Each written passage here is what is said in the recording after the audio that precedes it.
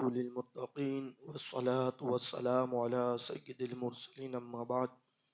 فأعوذ بالله من الشيطان الرجيم بسم الله الرحمن الرحيم إذا جاء نصر الله والفتح صدق الله العظيم وبلغنا رسوله النبي الأمين المختار الكريم ونحن على ذلك لمن الشاهدين والشاكرين والحمد لله رب العالمين یا رسول اللہ انظر حالنا یا حبیب اللہ اسمع قالنا اننی فی بحر ہم مغرقون خذ یدی سیلنا اشکالنا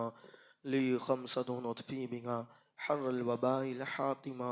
المصطفیٰ والمرتضی وابناہما والفاطمہ۔ آئیے سب سے پہلے اپنی اور ساری مرکز عقیدت حضور احمد مجتبیٰ حضرت محمد مصطفیٰ ارواحنا فدا صلی اللہ علیہ وآلہ وسلم کی بارگاہ بے کس پناہ میں جس طریقے سے میں آپ کو پڑھاؤں آپ میرے ساتھ مل کر پڑھیے۔ الصلاۃ والسلام علیک یا رسول اللہ، الصلاۃ والسلام علیک یا حبیب اللہ، الصلاۃ والسلام علیک یا نبی اللہ وعلی آلک و اصحابک یا نور اللہ صلی اللہ تعالی علیہ وآلہ وسلم۔ سیرت النبی صلی اللہ علیہ وآلہ وسلم، اور پچھلی نشست میں ہم نے جنگ موتا کے بارے میں کچھ باتیں سماعت فرمائی تھی مختصراً۔ اب جو ہے جب جنگ موتا ختم ہوتی ہے، اب فتح مکہ جو بہت مشہور مارکہ ہے اور جو پچھلی جتنی جنگیں ہوئی ہیں اس کا خلاصہ اگر کوئی ہے تو وہ فتح مکہ ہے، تو وہ جو ہے وجود میں آتا ہے۔ فتح مکہ اور اس کے اسباب اور فتح مکہ کیوں ہوا، کیونکہ صلح حدیبیہ کے اندر 10 سال کا معاہدہ ہوا تھا کہ کوئی لڑائی نہیں ہوگی مکے اور مدینے والے کے درمیان، مگر ایسا کیا ہوا کہ 2 ہی سال کے اندر فتح مکہ ہوا، اس لیے کہ صلح حدیبیہ 6 ہجری میں ہوا اور فتح مکہ 8 ہجری میں ہوا۔ تو کیا اسباب بنے اس کو میں مختصر کہ جب صلح حدیبیہ ہوا تو وہاں جو ہیں الگ الگ شرائط بیان کرتے، کسی نے کہا کہ اس میں 3 شرطوں پر فتح ہوئی، کسی نے کہا 5 پر ہوئی، میں نے جو ہے مختصراً عرض کیا تھا۔ اب جب فتح ہو چکی تھی اور جب جنگ موتا کے اندر کامیابی ملی مومنوں کو حضرت خالد بن ولید کے ہاتھ میں، پھر جو ہے مکے کے اندر جنہوں نے فتح کی تھی صلح حدیبیہ کے اندر، وہ جو ہیں قبیلہ بنو خزاعہ تھا، انہوں نے جو ہے معاہدہ کیا تھا کہ 10 سال تک کوئی جنگ نہیں ہونی ہے۔ حالانکہ اس پر صحابہ کرام راضی نہیں تھے، میں نے پہلے بھی عرض کر چکا ہوں۔ اور ایک مکے کے قریبی دوسرا ایک جو ہے قبیلہ آباد تھا جس کو بنو بکر کہتے ہیں، وہ وہاں پر موجود تھا، اور بنو بکر اور خزاعہ کے درمیان جو ہے اکثر و بیشتر لڑائیاں ہوتی رہتی تھی، مگر کیونکہ اب مسلمانوں سے مدینے والوں سے جب فتح ہو گئی تو ان دونوں کے درمیان بھی جو ہیں اب لڑنے، اس لیے کہ پہلے کے دور میں ایسا ہوتا تھا کہ جب 2 جو ہیں بڑے بڑے قبائل کے اندر فتح ہو جاتی تھی تو پھر تیسرا جو ہے وہ کسی 2 میں سے کسی کے ساتھ نہیں لڑتا تھا، اگر وہ لڑتے تو پھر جس کے ساتھ فتح ہوئی ہے وہ جو ہے ان کی مدد کیا کرتا تھا۔ تو اب جو ہے بنو بکر اور ان کی لڑائیاں بھی جو ہے کچھ رک گئی تھی 2 سال تک، مگر 2 سال کے بعد یہ ہوا کہ جو مکے کے بڑے بڑے عیاش کافر ہیں، اچھا یہ صلح ہوئی تو اس میں بہت فائدہ ہوا 2 سال کے اندر، صرف 2 سال کے اندر اتنا فائدہ ہوا کہ پہلے تو یہ کہ مدینہ الرسول جو ہے مدینہ منورہ جسے کہتے ہیں، وہ جو ہے اللہ اکبر اسلام کی ایک ریاست بن گئی۔ پہلے ریاست بظاہر نہیں تھی، لوگ یہ سمجھتے تھے کہ مدینے سے جو ہے معاذ اللہ یہ سمجھتے تھے کہ مکے سے کچھ لوگ بھاگ کر جو ہے مدینے گئے ہیں تو اس کو جو ہے کوئی اتنا بڑا شرف حاصل نہیں تھا، مگر یہ صلح ہوئی تو جو ہے پہلا فائدہ یہ ہوا کہ اسلام کی ایک ریاست بن گئی مدینہ پاک کے اندر۔ پھر جو ہے فائدہ یہ ہوا کہ اللہ اکبر مکے والے کو دین جو ہیں بہت قریب سے دیکھنا ہوا، اس لیے کہ معاہدہ تھا کہ مکے والے اگر جو ہیں مدینہ آئیں گے تو چھوڑ دیا جائے گا، مگر مدینے والے مکے جائیں گے تو واپس نہیں کیا جائے گا۔ تو وہ جو ہیں قریبی ہوئی تو ان سے جو ہیں وہ دین سے بڑے متاثر ہوئے، اور 2 سالوں کے اندر جو ہیں جھونک در جھونک جو ہیں آ کر حضور علیہ الصلوۃ والسلام کے ہاتھ پر بیعت کرتے رہے، تو یہ فائدہ ہوا۔ مگر اب ہوا ایسا کہ مکے کے کفار نے جو ہیں بنو بکر جو ہیں ان سے صلح کی، ان کو اکتایا اور کہا کہ بنو خزاعہ جو مکے کے اندر ہیں ہم ان پر جو ہیں اچانک حملہ کرتے ہیں اور ان کو ختم کر دیتے ہیں۔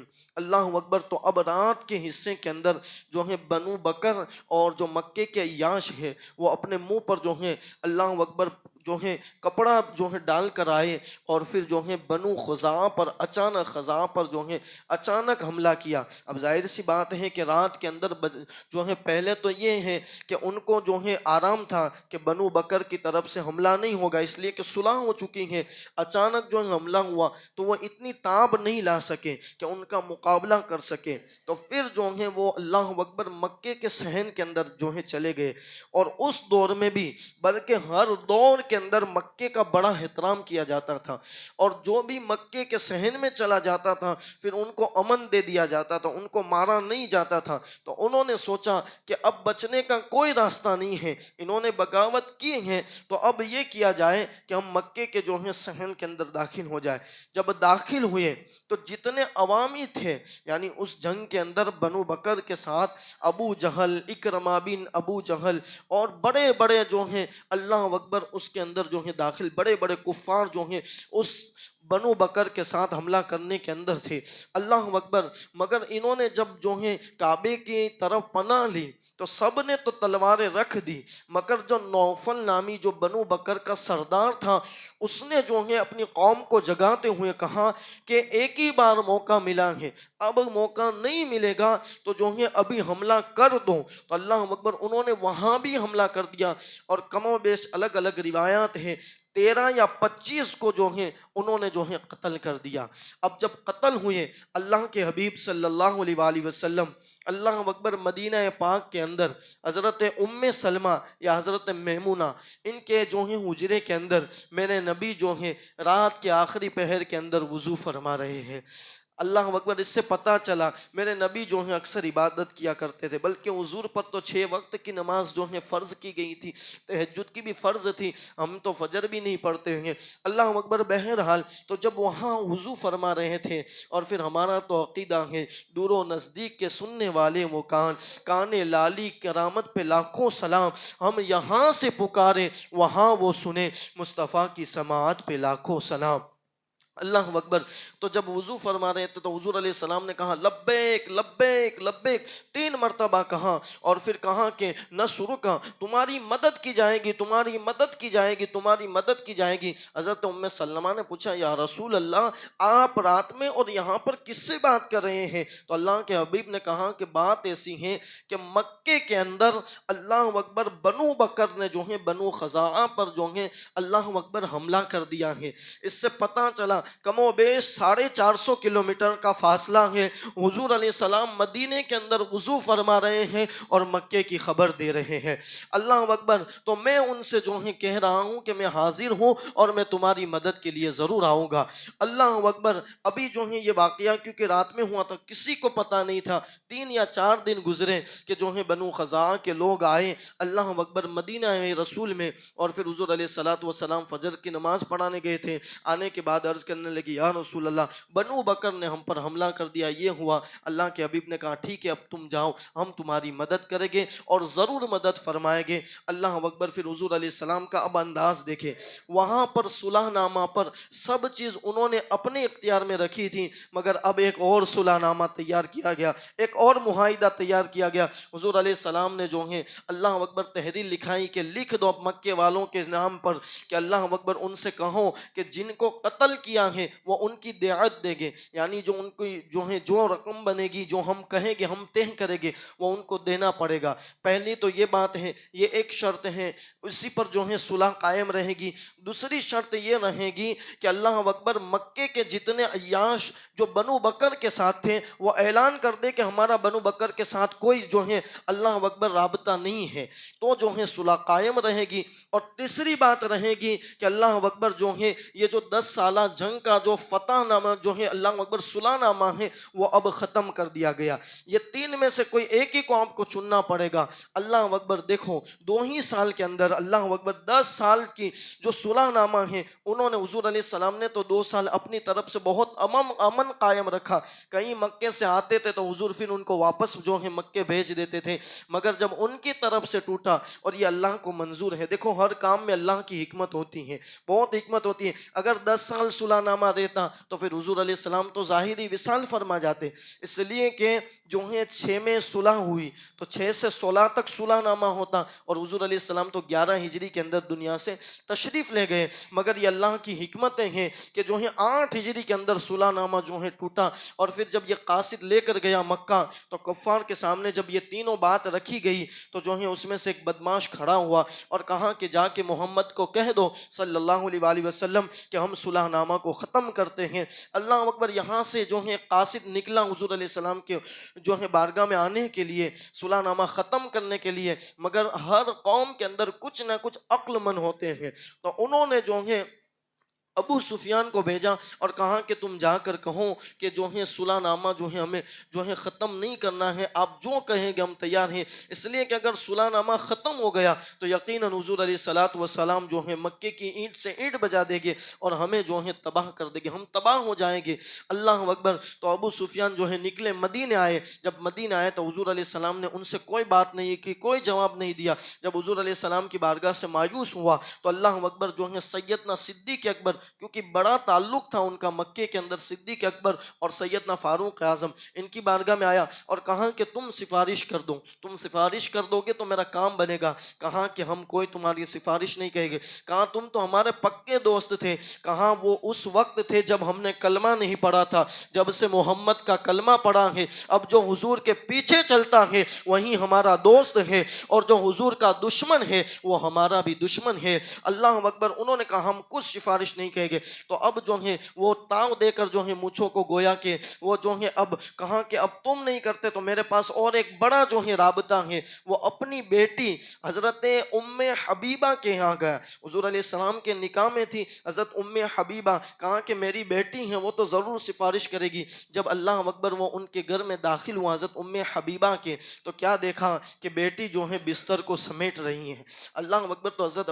ابو سفیان نے کہا، اس وقت کلمہ نہیں پڑھا تھا، بعد میں یہ کلمہ پڑھ کے مسلمان ہو چکے تھے، ابھی سمجھانے کے لیے۔ تو ابو سفیان نے کہا کہ بیٹی، جب مہمان آتے ہیں تو بستر بچھائے جاتے ہیں، تم بستر اٹھا رہی ہو۔ تو کہا باپ، اصل میں بات ایسی ہے کہ یہ حضور علیہ السلام اور آخری نبی کا پاک بستر ہے اور تم ناپاک ہو۔ اللہ اکبر، انہوں نے کہا کہ تم اپنے باپ کو، کہا ہاں ساری نسبتیں ہم نے اب حضور ہی سے رکھ لی ہے، جو حضور سے اچھی نسبت رکھتا ہے پھر وہ ہمارا پیشوا ہے، اور جو حضور کا دشمن ہے وہ کچھ بھی ہے، پدر مادر برادر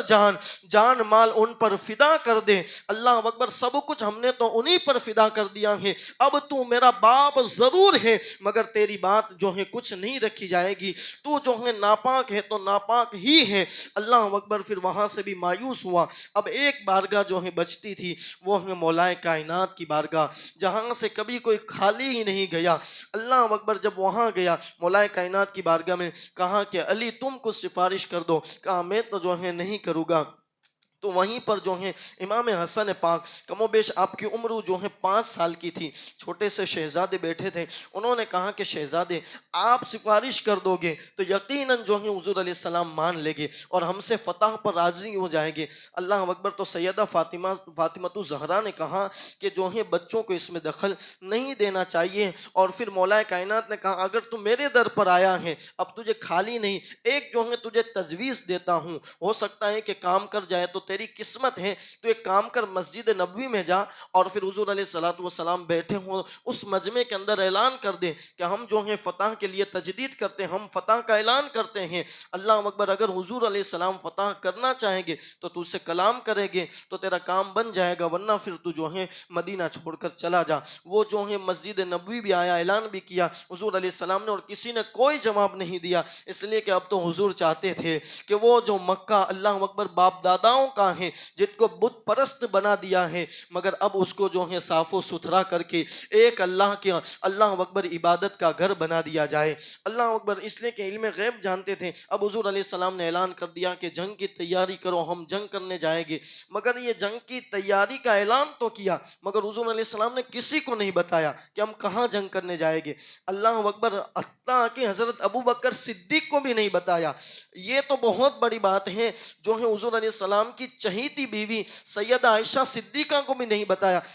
جب حضرت ابو بکر صدیق جو ہے سیدہ کے گھر آئے عائشہ صدیقہ کے، تو وہ جو ہے تلوار وغیرہ جو ہے اللہ اکبر تیار کر رہی تھی، تو کہا کہ کیا جنگ کا یہ کس نے جو ہے حکم دیا ہے؟ کہا کہ حضور علیہ السلام نے حکم دیا ہے، جو ہے جنگ کے لیے جا رہے ہیں۔ اللہ اکبر، تو جو ہے حضرت ابو بکر صدیق نے پوچھا کیا بتایا ہے حضور نے کہ ہمیں کہاں جنگ کرنے جانا ہے؟ کہا کہ نہیں بابا، اس بار تو مجھے بھی نہیں بتایا، بس جو ہے اللہ اکبر صرف حکم ہے کہ تیاری کی جائے، جنگ کی جائے گی، تو ہم جو ہے تیاری کر رہے ہیں۔ اللہ اکبر، اب جنگ کی چاروں طرف تیاری ہے، مگر جو ایک مدینے کے اندر صحابی تھے، مومن تھے، انہوں نے جو ہے یہ کیا کہ ایک خط جو ہے مکے والوں کے نام لکھ دیا اور کہا کہ یہاں مدینے کے اندر جو ہے جنگ کی تیاری ہو رہی ہے، تم تیار رہنا، ہو سکتا ہے کہ تمہاری طرف جو ہے اللہ اکبر حملہ کیا جائے۔ حضور نے کسی کو بتایا نہیں ہے کہ کہاں جانا ہے۔ اللہ اکبر، یہ جو ہے مومن تھے، مگر آگے آپ کو جب پتا چلے گا کہ کیوں انہوں نے ایسا کیا، تو انہوں نے جو ہے یہ خط لکھ کر روانہ کیا۔ اللہ اکبر، ایک عورت کو خط دیا، عورت جب خط لے کر نکلی